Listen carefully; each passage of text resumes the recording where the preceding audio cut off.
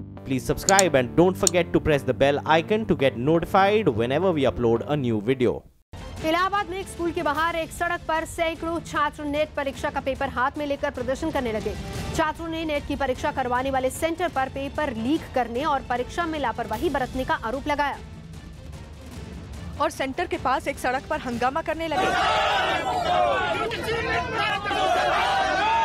इस दौरान छात्रों ने सड़क पर जाम लगा दिया। छात्रों ने परीक्षा करवाने वाले सेंटर के कर्मचारियों पर पेपर लीक करने का आरोप लगा दिया और दोबारा परीक्षा कराने की मांग की। उसमें कोई भी सील हम लोग को अंदर से नहीं मिली। जब पेपर बांटा गया उसमें कोई सील नहीं थी, इसलिए महोदय ये परीक्षा रद्द की जाए। हंगामे को देखते हुए मौके पर पुलिस भी पहुंची, लेकिन प्रदर्शन कर रहे छात्र पुलिस वालों के सामने भी हंगामा करते रहे।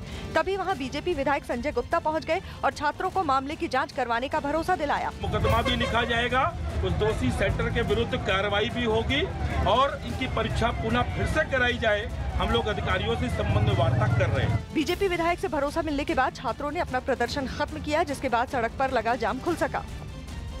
उत्तर प्रदेश के सीतापुर में कुछ महिला पुलिसकर्मी जमीन पर पड़ी कुछ लड़कियों को उठाकर ले जाने लगी।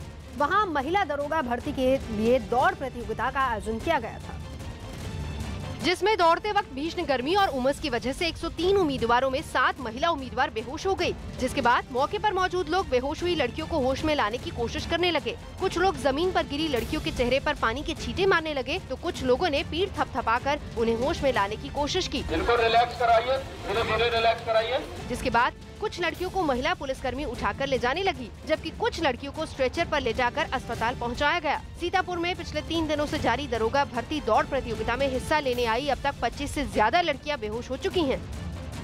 गुजरात के कच्छ जिले में भारत पाकिस्तान सीमा पर लगे हरामी नाला इलाके में सीमा सुरक्षा बल ने 3 पाकिस्तानी नागरिकों को पकड़ा है। बीएसएफ ने गश्त के दौरान सीमा के पास पाकिस्तानी नाव को देखा और नाव को अपने कब्जे में लेकर नाव में मौजूद 3 लोगों को पकड़ लिया।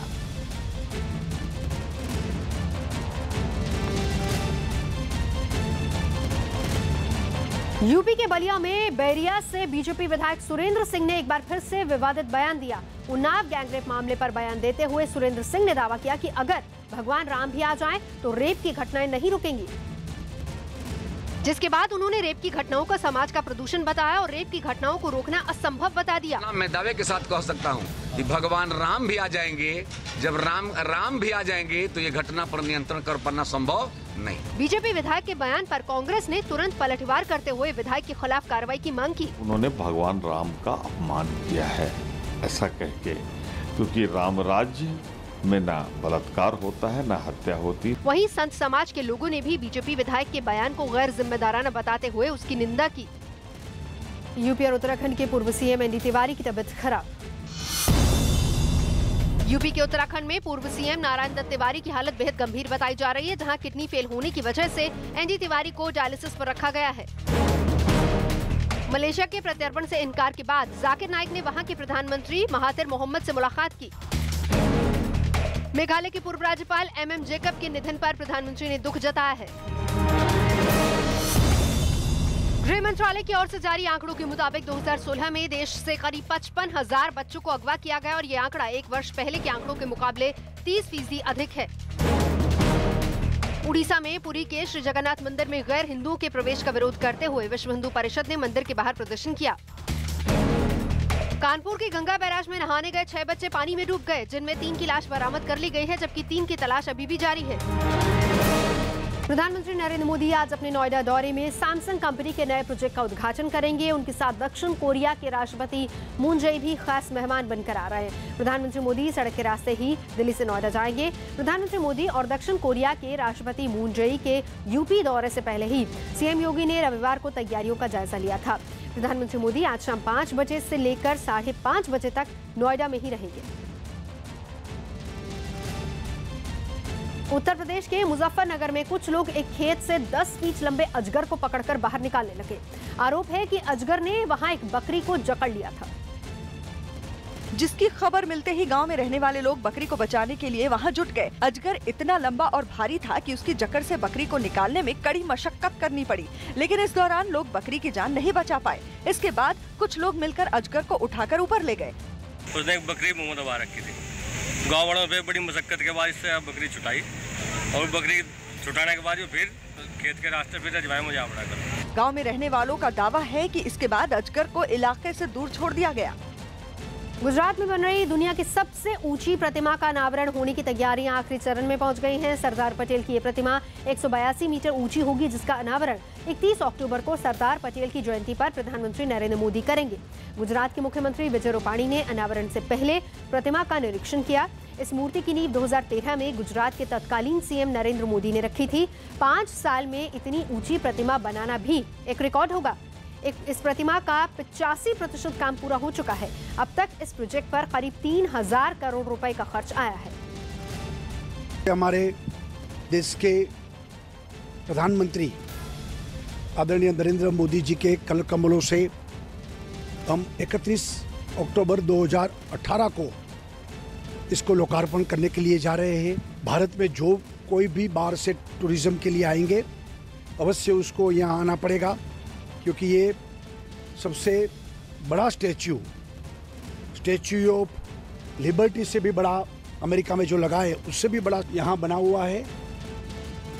सागर में दलित परिवार के 7 लोग घायल। मध्य प्रदेश के सागर में जमीन विवाद की वजह से दलित परिवार पर हुए हमले में परिवार के 7 लोग घायल हो गए। बिहार के खगड़िया में कार्यक्रम के दौरान भोजपुरी गायिका का प्रोग्राम रद्द होने की वजह से नाराज लोगों ने पंडाल और जनरेटर में आग लगा दी। छत्तीसगढ़ के रतनगढ़ में 80 साल की दादी और 18 साल की पोती का शव घर के 2 कमरों में मिला, जिनकी गला रेतकर बेरहमी से हत्या कर दी गई।